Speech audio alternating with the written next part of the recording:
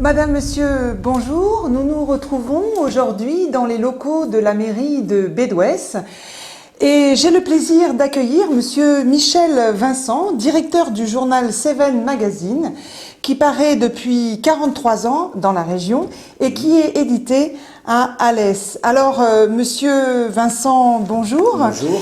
Vous êtes donc auteur de ce livre que j'ai là devant moi qui s'intitule « Les mines des Cévennes ». Et pourquoi donc vous avez écrit sur les mines? C'est parti du fait que j'habite à Alès et les dernières mines, le puits d'Estival ayant fermé, je me suis rendu compte qu'on détruisait tous les vestiges de ces mines. Alors j'ai commencé à faire un reportage et aller aux archives, chercher des documents.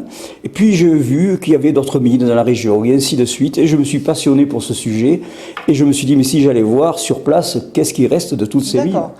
Donc vous pouvez nous dire un petit peu de quelle mine il s'agit, parce qu'ici nous sommes à Bédouès, est-ce qu'il y en a pas loin? En Lozère, il y avait 22 concessions.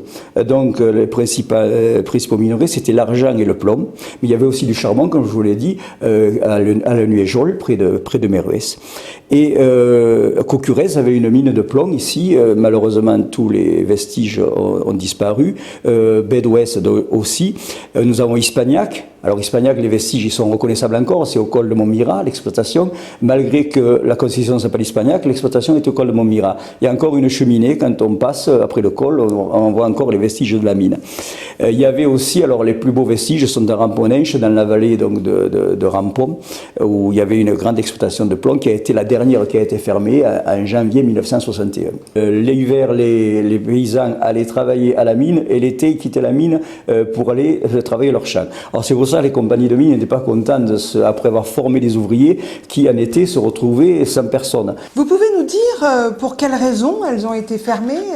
Je pense qu'elles ont fermé parce qu'elles ne sont plus rentables. Elles se situent toujours dans des endroits totalement inaccessibles et on verra bien ce qui est le cas de Ramponenche que nous visiterons. Donc très difficile d'accès, peu de moyens d'évacuation, des routes très étroites, plutôt à l'époque à mauvais état. Donc voilà pourquoi ces mines, pour la plupart, n'ont pas survécu. Et de nos jours, les mines qui produisent le même minerai qu'on a dans la région, c'est-à-dire l'antimoine, l'argent, se trouvent en Chine et en Russie. Donc c'est exploité à une échelle énorme, donc tout à fait pas du tout comparable à nos activités chez nous dans la région.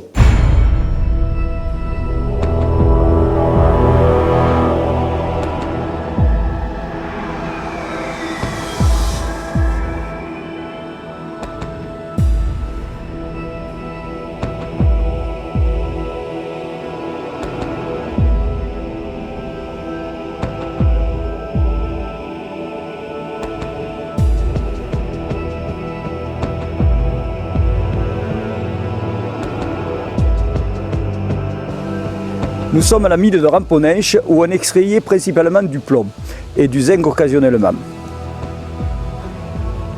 Le minerai arrivait en haut par une conduite, il était descendu dans la colonne, broyé et ensuite venait ici et était chargé prêt au départ où il partait ensuite dans d'autres unités. Mais ici nous sommes donc principalement sur le site de concassage du minerai et de triage du minerai.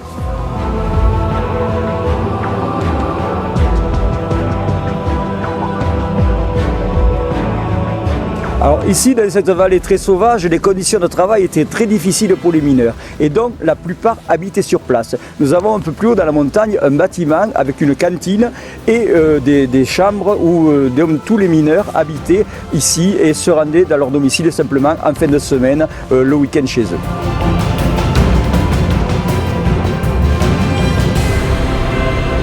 Michel Vincent, merci d'être venu pour cette interview.